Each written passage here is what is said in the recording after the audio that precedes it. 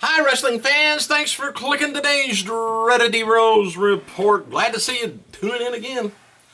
Hey, here's an updated listing of WWE's European tour dates for now 2014. This is in May. They're going to be over there for quite a while, from the 14th to the 24th.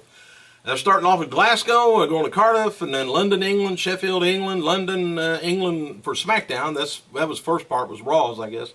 And then SmackDown. Then they're going to Belfast, Ireland, Dublin, and over to Belgium. Then they're going around to Germany, and then end up on the 24th in Berlin. Boy, it's got to be an expensive tour for them. Anyway, you may have noticed something on Raw Monday. If you've got to take a look and look, that the fans in the crowd on Monday's Raw in Manchester, England, they were kind of distracted. Well, anyway, they were watching a fake Goldust and a fake Kane in a match in the crowd. Anyway, several fans tweeted that how good the performers were, and noted that each of the superstars had their moves down and mannerisms down pat. And apparently the two fans are known for dressing up as wrestlers and attending shows.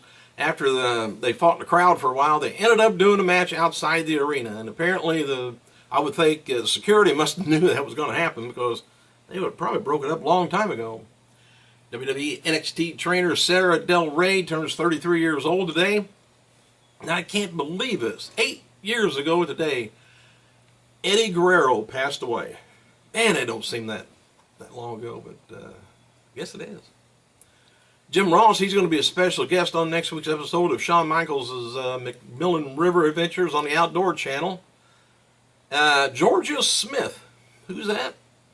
The daughter of WWE legend British Bulldog Davey Boy Smith, caught up with her cousin Natalia while WWE was in England this week, and Georgia works as a voiceover artist and a voice animator. And I seen her picture with Natalia. I tell you what, she's beautiful. Not even close to a bulldog type. She looks good. All right, Sheldon Benjamin tweeted the following about a WWE return. He says, I keep asking when I'm going to get back into WWE, and he keeps getting asked, and then he asks, and he says, sooner or never, time will tell. Wade Barrett noted on last night's live event in Newcastle was his last match on the current UK tour. No word out on Barrett being brought back to the United States to do television or what, but he has been dealing with some visa issues.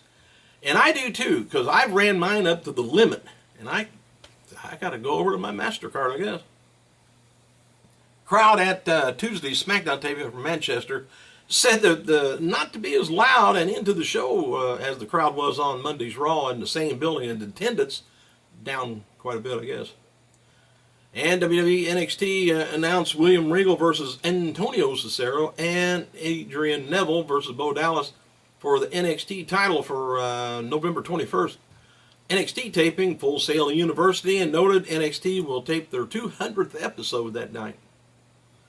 And Monday's taped episode of Raw scored a 2.73 cable rating, down from the previous week at 2.75. And as noted earlier, Raw this week averaged 3.768 million viewers, which is the fewest viewers since October 7th episode. More bad news is this. This week's episode averaged, like I said, 3.8 plus million. The first hour, 3.8 plus, just a little plus. It was down from the first hour. And the second hour did a 3.6 million viewers.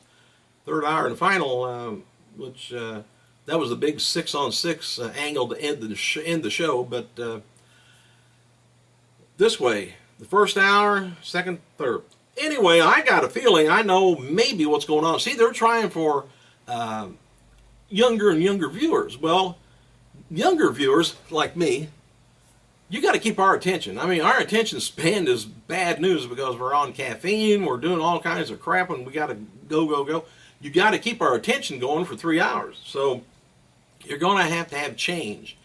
Watching Big Show cry for 2 months, just think, that's not going to do it. And, with Triple H coming out and carrying on every show, it's not going to do it. We're getting tired of the Shield and with the deal there. Now they changed up the Shield a little bit on Monday's Raw, which was good, but you got to keep our attention going. The older people, the mouth breathers that's watching Raw, the older guys, you bring out Vicky Guerrero and they're okay. All right, Raw ranked number 2 on cable TV Monday night, right behind the NFL Monday Night Football. All right, this week's show, I already did that. WWE Intercontinental Champion Curtis Axel tweeted the following after defeating Dolph Ziggler on Monday's Raw. He said, "Last night on Raw, I beat heel Ziggler for World Championship title." Now, what does that say about me? He says, fill in the blanks, you moron. And in an update earlier, it was El Loco, which is, by the way, Ricardo Rodriguez, who lost to Brad Maddox in a dark match before yesterday's now, WWE tapings in Manchester. WWE hired Seattle sports anchor Dan Devone to work as a backstage interviewer and do some announcing, related duties, I guess. It looks like WWE hired a new announcer. This was the little post. And congrats to him. I'm crushed. I had an audition in June. Maybe one day I can't give up. That was Orda Oracle. Whoever that is. Said that. Hey, Steiner brothers, Rick and Scott Steiner, they're going to be inducted into the Lou Thez Professional Hall of Fame, I guess, in July in Waterloo, Iowa. Wrestling legend Wilbur Snyder will also be inducted. Also at the ceremony is going to be Larry Henning to give the Lou Thez Award to, and Diamond Dallas Page are going to be receiving the Frank Gotch Award. MMA star Randy Coulter will be receiving the George Tragos Award, and Larry Matisic will receive the Jim Melby Award for journalism, whoever that guy is. All right, you may have seen a fan dressed up as Superman in the crowd at Monday's Raw from Manchester. That's the same fan who was in the front row at last night's SmackDown taping in Manchester, and WWE security gave him a T-shirt to cover that up. I want to think it's the same place, same crowd. In an earlier update, it will be Dragon Gate USA champion Johnny Gargano taking on former NXT star Chris Hero, which was Cassius Ohno, this Sunday in Brooklyn on an pay-per-view. Also, WWE had Fandango come out wearing a Union Jack on Raw because they wanted him to come off like a huge star on TV with doing the fan doing his dance. Anyway, WWE believed that the European fan caused the Fandangoing on Raw the day after WrestleMania 29.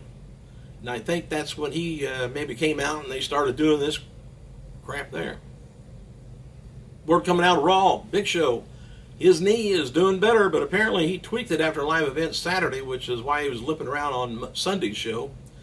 And happy birthday to Tough Enough 3 winner, Matt Capitelli, 34 years old, two-time WCW champion, Glid Disco Infernal, Bill Berti, 45 years old, and former ECW valet, remember Elektra, 41 years old, and WWE interviewer Lena Yada, 35 years old. Also, this would have been the birthday of tag team star Trent Acid, 33, and Fame Canada promoter, do you remember Frank Tunney? Would have been 101. Frank Tunney, when WWE was kind of starting to take over and go big, they were going to go up into Canada, and instead of just really going in there and buying the place, they kind of did, but they had Frank running the WWE stuff up in Canada. And Frank was on, the TV quite a bit too. He was like their general manager or, the COO or whatever. They weren't, stock market then, but Frank Tunney did a lot of work for WWE, and they kept him on for quite a while.